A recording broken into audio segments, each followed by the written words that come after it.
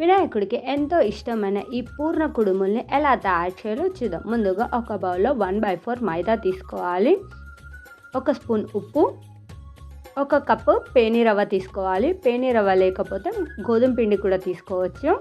తర్వాత ఇందులో 2 table spoon oil వేసి కొద్దిగా వాటర్ వేసుకుంటూ మొత్తాన్ని ఇలా పిండి బాగా కలుపుకోవాలి. వాటర్ ఎక్కువ వేస్తే జోరైపోతుంది. కొద్దిగా వేసుకుంటూ ఇలా గట్టిగా కలుపుకోవాలి. ఇలా కలిపి పెట్టుకున్న పిండిని 1-2 గంటల పాటు బాగా నానబెట్టుకోవాలి. వీలైతే గంట వరకు నానబెట్టాలి. తర్వాత ఒక బౌల్లో 1 కప్పు శనగబ్యాలు తీసుకోవాలి, 4 కప్స్ వాటర్ యాడ్ చేయాలి. యాడ్ చేసి మెత్తగా ఉడికించుకోవాలి. శనగబ్యాలు పట్టుకుంటే మెత్తగా అయ్యేంతవరకు ఉడికించాలి, లేదంటే పూర్ణం అనేది సరిగ్గా రాదు.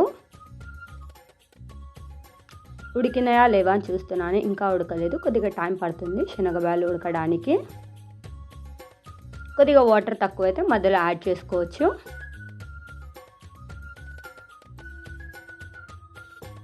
ఒకవేళ కుక్కర్లో వేస్తే 5-6 విజిల్స్ రావాలి.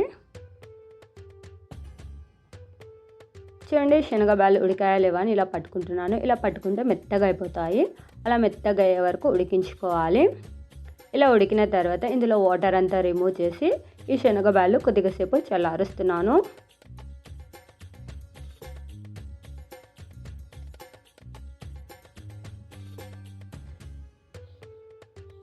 తర్వాత ఇందులోకి 1 కప్పు శనగబ్యాలకు 1 కప్పు బెల్లం తీసుకోవాలి.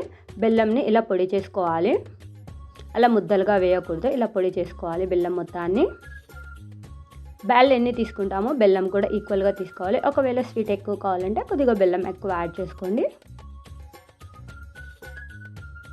ఇలా మెత్తగా చేసిన బెల్లం మొత్తాన్ని ఇలా 1 కప్పు బెల్లం ఇలా శనగబ్యాళ్ళు మొత్తం యాడ్ చేస్తున్నాను.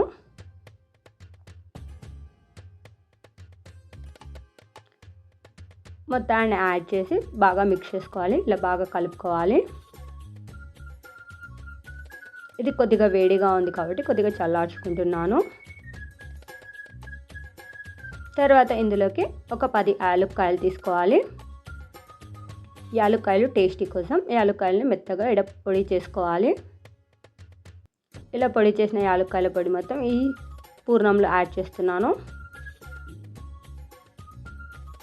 ఈ శనగబ్యాలు మొత్తాన్ని ఒక మిక్సీ జార్లో వేసి మెత్తగా గ్రైండ్ చేసుకోవాలి. పలుకులు అస్సలు ఉండకూడదు, చాలా మెత్తగా గ్రైండ్ చేసుకోవాలి, స్మూత్గా ఉండాలి. ఇలా మెత్తగా గ్రైండ్ చేసి పక్కన పెట్టుకోవాలి. ఈ పూర్ణం మొత్తాన్ని ఒక బౌల్లో యాడ్ చేసుకున్నాను. తర్వాత నానబెట్టుకున్న పిండి ఉంది కదా, ఈ పిండిని చిన్న ముద్దలు తీసుకొని ఇలా రేకులుగా చేసుకోవాలి. మనకి ఎంత సైజు కావాలంటే అంత.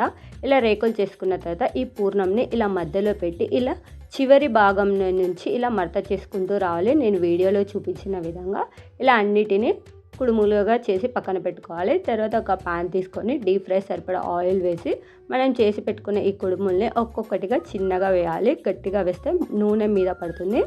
ఇలా చిన్నగా వేసి 2 సైడ్స్ బాగా దూరగా కాల్చుకోవాలి. మనం పేని రవ్వ వేస్తే వైట్గా ఉంటాయి, గోధుమ పిండి వేస్తే కొద్దిగా ఎర్రగా ఉంటాయి. ఇవి కొద్దిగా దూరగా కాలిన తర్వాత నూనెలో నుంచి వీటిని తీసేస్తున్నాను. ఇంకా పూర్ణ కుడుములు రెడీ అయిపోయాయి. వినాయకుడికి ఎంతో ఇష్టమైన పూర్ణ కుడుములు రెడీ అయిపోయాయి.